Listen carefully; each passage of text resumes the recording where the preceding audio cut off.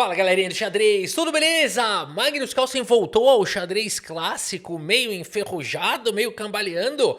Ele vai enfrentar a grande mestre chinesa Zhu Ziner, Zhu Ziner. E como será que vai se sair? Ô Rafa, você falou o contrário. Não, é que em chinês é ao contrário. Para de inventar, para de disfarçar, tá bom. Como será que vai se sair Magnus Carlsen contra a grande mestre chinesa, galera? O Magnus Carlsen que perdeu na partida anterior para Jordan Van Foreest, que não é um favorito, que não é nunca um favorito contra o Magnus Carlsen, perdeu. Vamos ver agora, hein? Perigoso, perigoso. Magnus Carlsen tá voltando pro xadrez também enferrujadão. E ele começa, como ele disse uma vez em entrevista, o que ele jogaria contra um alienígena. Se um alienígena viesse à Terra, o que ele jogaria? E ele disse assim, cara, como eu não tenho certeza do meu nível em relação ao alienígena, eu jogaria a abertura hatch. Você sabe qual que é a abertura hatch? Abertura hatch começa com o cavalo em F3, aqui ele disse que jogaria isso contra um alienígena. Rafa, você tá chamando azul de alienígena? Não. O paralelo que eu estou fazendo é, Magnus Carlsen tá pisando em ovos. Tá pisando em ovos aqui, né? Agora, ô Rafa, você fica falando de abertura, eu queria aprender. Toda vez que você fala o nome de uma abertura, eu queria aprender um pouquinho mais, queria até aprender a jogar. É possível? Claro que sim. Ó, o que eu faço, tá? Fica aqui a dica para você. Eu tô aqui no aplicativo que eu uso no Lotus Chess e aqui eu tenho as aberturas, ó. Então, no caso, a hatch, ó, tá aqui a primeira, ó. Abertura de brancas, né? E o que eu faço? Eu vou fazer um treino rápido aqui de repetição, ó. Então, primeiro ele vai falando o que eu tenho que jogar, tá? Ele até encontra o que eu jogo no chess.com. Ele falou, ó, você tem jogado nas plataformas aí de xadrez online G3. Joga cavalo C3, tá? Então, aqui ele falou, ó, você joga bispo G5, joga G3, ó, legal. Então aqui ele tá me melhorando, ele tá me dando dicas para eu melhorar o que eu já jogo no online. E agora que ele já me ensinou, ele fala, se vira aí, né? Então vamos lá, eu jogava G3, agora esse, eu jogava bispo G5, agora G3, agora eu vou pro desenvolvimento. E dama D3, não é fácil de achar dama D3, né? Então isso que é legal do aplicativo, a gente vai memorizando, né? Olha aí, e por repetição, isso aqui é legal, né? Então aquela abertura que era um mistério para você, deixa de ser um mistério, passa a fazer parte do seu dia a dia. E olha, esse foi só um dos treinos, viu? Você pode seguir vários dos treinos ali, a gente fez o quê? Um minutinho aqui, né? Imagina 10, 15, 20 minutos, um pouquinho, né? Todo dia ou algumas vezes por semana. Vale a pena. E se você se interessou, o aplicativo Lotus Chess pode ser baixado nas principais stores. O link tá aqui na descrição do vídeo e também no comentário fixado. E você baixando pelo nosso link, você tem desconto para fazer a assinatura caso você se interesse. E você também ajuda, só de baixar o aplicativo pelo link, você também já ajuda o canal, tá bom? Então é isso, fica a dica. Bora dar uma olhada, Rafa. Agora eu já sei a abertura hatch, eu quero ver o que aconteceu aqui então. G3 já foi jogado pelo Magnus Carlsen. Um bispo na longa diagonal, e aqui o Carlsen coloca o rei em segurança. Ele jogou um sisteminha, cara, um sisteminha que ele nem viu o que a Azul jogou e já foi colocando aqui o rei em segurança. Azul vai para G6, temos aqui D3, o bispo também vem para o jogo, o Magnus Carlsen segue tirando o cavalo, dando suporte agora para o peão central, e cavalo C6 segue o desenvolvimento, uma vez que a Azul já tirou o peão, trouxe agora o cavalo. E4 diretamente, o Magnus Carlsen luta pelo centro, ele faz essa formaçãozinha, começou com a abertura hatch, virou um ataque índio do rei. Rafa, eu quero aprender mais do ataque índio do rei, já sabe o que fazer, né? Vai lá no Lotus Chess. Aqui, E4 foi jogado, o Magnus Carlsen vai desenhando um ataque índio do rei, Roque coloca o rei em segurança e a torre vem para a coluna E, dando também a casa de F1, em algumas linhas dá para jogar esse lance. Mas mais ainda, dando suporte para um possível avanço, que é o mais jogado no ataque índio. D4 foi jogado, esse lance cria um buraco aqui. O Magnus Carlsen primeiro ataca o cavalo, cavalo D5 centraliza. Rafa, qual é o problema de cavalo D7? Ó, traz 3 ataques aqui, só tem uma defesa, não dá para defender. Não dá mesmo, mas as brancas aqui entregam o peão. Esse aqui é o problema dessa posição, tá? As brancas conseguem um ataque fenomenal. Por isso esse lance foi jogado pelo Carlsen. Notem que o Magnus Carlsen já gastou um tempão aqui, a gente está no lance 9. E a Azul também já gastou um tempão, aqui eles já não estão mais no seu preparo. Cavalo D5, melhor lance, foi jogado. E aqui cavalo C4 é uma ideia bacana, mas você fica sempre com receio de um B5. Então o Magnus Carlsen joga primeiro A4, né? Como manda os livros de estratégia, né? Para você criar um posto para o cavalo e tal. A4 foi jogado. H6, azul controla um pouquinho mais a casa de G5 e o Magnus segue para onde ele queria. Cavalo C4 foi jogado. Bispo vem para a casa de E6, um lance estranho, né? Mas ela já tinha preparado esse lance quando ela jogou H6, para não ser expulsa com o lance cavalo G5, né? Então, notem que toda execução tem que ser bem feita. Rafa, você ia falar toda execução tem que ser bem executada. Fica quieto. A partida seguiu com Bispo D2 aqui pelo... Eu ia mesmo. Bispo D2 aqui pelo Magnus Carlsen, desenvolvendo, permitindo um Dama C1, né? Um lancezinho. Também está controlando aqui as casas escuras. E aqui azul segue com o lance cavalo B6, soltando o braço para cima do Magnus Carlsen, que se defende com o lance B3, faz a proteção. Cavalo centraliza de novo aqui, ele ganhou a casa de C3, né? Ele voltou feliz. E agora, Magnus segue com o lance cavalo aqui em H4. O computador não gosta muito desse lance por conta de G5 direto. Aqui talvez Dama C1, o computador gosta um pouquinho mais, Rei H7 defendendo o peão, e aí sim Cavalo H4, porque G5 já não teria a mesma força, olha só, né? E aqui poderia ter até mesmo ideias aqui de sacrifício e tudo mais. Um ataque muito difícil de parar. Magnus Carlsen no seu auge, eu não sei não, eu acho que ele teria encontrado umas linhas dessa aí, não sei, difícil dizer, né? E aqui poderia até mesmo sacrificar uma das torres. Rafa, para de inventar. Quem inventou essa linha aí? É meu vizinho Felipe. Ele que falou disso daqui. Ele veio aqui em casa e foi me falando os lances e eu fui fazendo. Eu falei, mas isso aqui ainda dá pra jogar? Ele falou, tem F6 e tal. Mas enfim, para por aqui essa mentiraiada, né? O ponto é que as brancas teriam um ataque muito forte, as peças todas chegando aqui, e é difícil de parar esse ataque. Agora, Magnus Carlsen não encontrou essa ideia, né? A execução dele foi cavalo H4 direto, mas agora azul segue com o lance. É difícil, Zu, eu tô acostumado a falar Ju, né? No Brasil a gente não fala Ju, a Juliana, a Julieta, é Ju, né? É aqui é azul, azul, Zuginer, é difícil. Eu achei que era Juziner, não faria mais sentido ser a Juziner, né? Não, é azul Giner, é difícil acostumar o cérebro. Agora é o seguinte, cavalo em F3 foi jogado pelo Magnus Carlsen, coloca o cavalo em segurança e dama D7, de repente a posição da azul ficou boa. O Magnus Carlsen não tá criando nada aqui nessa posição, nada. H4 foi jogado, tenta alguma coisa, G4 segue com esmagamento, o cavalo escapa, mas agora F5 foi jogado, poderia ter sido jogado, mas não foi. Por que eu falei F5? É H5. H5 foi jogado aqui pela... Tô inventando a partida. H5 foi jogado pela azul, protegendo o peão de G4 faz mais sentido, F5 seria estranho. E o Magnus segue com o lance Dama C1, tentando minimamente algum tipo de contrajogo. F6 foi jogado, atacando o peão central. Bispo H6 chega com velocidade. O Carlsen quer trocar peça, ele tá restrito? Quem tá restrito tem que trocar peça. Torre F7 faz a defesa e o Carlsen joga um lance F3, tentando abrir linhas para suas peças, ataca o peão de G4. E aqui seria possível jogar o F5 que eu mencionei, mas o lance jogado foi Bispo H8, que é tido como uma chance perdida. F5 seria um pouco melhor segundo as máquinas, a gente também não entende muito por quê.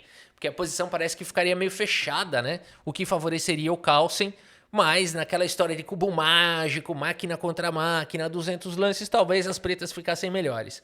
Bom, a partida seguiu com o peão toma. Temos agora bispo toma, mais uma vez, as máquinas sempre você pode calcular aqui, ó. Tem 4 peças aqui para você tomar, né? Você sempre vai usar a peça errada. O computador ele faz isso e ele muda a realidade, mas essa é uma outra história. O lance jogado foi bispo toma, recuperando aqui o material e o Carlsen esboça um mínimo de contrajogo com o lance bispo G5, tentando trocar um pouco de peça. Mais uma vez azul mantém o bispo no jogo e agora... Talvez insistir com o bispo H6, o Carlsen joga com o cavalo em F1, 8 minutos tem o Carlsen, lance 24. 10, 11 minutos tem azul, olha o tempo que eles gastaram, cara, é impressionante. Cavalo C3 foi jogado restringindo o Carlsen. E aqui talvez cavalo H2, difícil você ficar jogando cavalo no canto toda hora. O Magnus Carlsen joga com o cavalo de F em D2 e agora bispo D5 e as pretas têm um forte ataque. Como que para o ataque da azul? Magnus Carlsen tem problemas, galera. Tem problemas. Carlsen segue com o cavalo em E4. E aqui, no entanto, aqui eu acho que precisaria ser um jogador tipo MVL para achar o próximo lance. Acho que MVL, Caruana, talvez Aronian. Acho que eles encontrariam, mas é bem difícil encontrar a próxima ideia. Que seria essa sobrecarga aqui da posição, olha só. O lance torre F3 seria muito forte. Muito difícil de encontrar, né? E a ideia toda é que se bispo toma, o cavalo ganha um posto forte aqui, né? Então já vai recuperar material, mas o rei acaba ficando exposto, né? Por exemplo, o cavalo aqui tentaria paralisar esse peão, já teria um cavalo aqui em E2, por exemplo, trocas, e aí vai, né?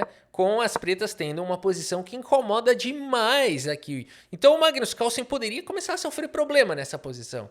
Acho que se fosse um MVL, aqui um Aronian, cara, o Magnus ia começar a ter problemas severos aqui.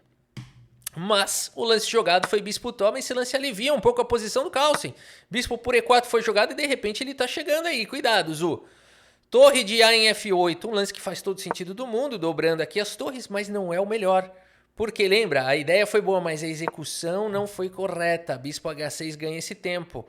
Mas a Azul tinha um recurso aqui. Ela segue com o lance Dama C7. Uau. Cuidado, Carlsen. Cuidado. Magnus Carlsen segue com Dama G5 com cheque. Aqui Torre G7 foi jogado o melhor lance, porque Bispo G7 fica amarrado, a dama defende, isso aqui tá amarrado, o Carlsen vai tranquilamente jogar uma posição melhor, superior. Agora a Azul teria ficado amarrada aqui, né? Por isso o lance jogado foi o lance Torre G7. Caraca, como é que essa turma encontra esses lances? Rafa, eu nunca jogaria Torre G7. Pois é, difícil, né? Aqui é grande mestre, né, galera? A partida segue com o lance Bispo toma. Mas agora esse peão caducou. Pá! Dama por G3 foi jogado com cheque. E agora? Vai dar cheque perpétuo aqui. Pá. Vai. Se eu ficar jogando rei H1, rei G1, vai dar cheque perpétuo. Ela vai empatar feliz contra o Carlsen aqui. Feliz. Carlsen segue com o bispo voltando. Ele não quer empatar. E aqui bispo recupera material. Em termos materiais, o que está acontecendo aqui? A Azul tem 3 peças, o Carlsen tem 2, ela tem uma torre, o Carlsen tem 2 torres, ou seja, o Carlsen tem uma qualidade a mais. No entanto, em termos de peões, o Magnus Carlsen tem apenas um peão a menos, né? Então, uma qualidade por um peão. Por isso dá um pontinho de saldo material para as brancas aqui. Em termos posicionais, tá difícil de avaliar. As pretas têm um ataque legal, as peças chegando aqui, né? Um cavalo ainda por vir, mas as brancas também têm um ataque poderoso chegando. A partida seguiu com o lance rei H1, saindo aqui da cravada, e agora temos o lance torre F2. Carlsen deu a casa de G1 para a torre, ele se encoruja todo aqui, se defende, e aqui a Azul teria que encontrar o lance rei F8, que é um lance difícil de achar, hein? O lance jogado foi o lance E6, coloca o peão em segurança e o Carlsen agora consegue jogar esse torre de A em F1, forçando aqui. A torre não pode evitar as trocas. Por exemplo, o torre por C2 está levando H5, tem até um torre F3 bonitinho aqui, ó. Qual vocês preferem, H5 ou torre F3 do meu vizinho? O torre F3? Porque se tomar aqui tá caindo lá. Então teria que voltar a dama, e aí dama por G4, e as brancas resolveram todos os seus problemas e continuam atacando. Por isso, galera, a partida seguiu com o cavalo em E2 e no limite o Carlsen agora encontra esse recurso torre toma, tá caindo o tempo do Carlsen, cara. Ele tá correndo o risco de perder aqui. Dama por F2 foi jogada e agora a torre atacada. O que você vai fazer? Vai jogar a torre F1, vai levar um duplo de cavalo aqui? Tá perigoso. Magnus Carlsen joga a torre lá na casa do chapéu, ele pega a torre e joga longe. Ele arremessa a torre lá do outro lado, joga a torre lá pra casa de A1 pra não ser capturada. Cavalo G3 com cheque. Esse lance não é bom? Parece, né? Quem faria esse lance? Vai, teste da sinceridade. Teste da sinceridade. Levanta a mão aí. Quem não levantou é mentiroso. Sai da sala agora que é mentiroso. Todo mundo jogaria cavalo G3 aqui. Por quê? Porque o tempo tá caindo, porque você quer dar cheque. Cheque com o dedo na cara. O lance é ruim. Teria que achar de novo o lance F8. Cara, é muito difícil achar F8, né? Parece mentira, né? Que o melhor lance aqui é rei F8. Mas é assim, é o xadrez. A partida seguiu com o cavalo cheque. E agora o Magnus Carlsen, queira ou não, tá seguro aqui. Não tem mais cheque, ele tá atacando aqui azul. A coisa de repente ficou boa.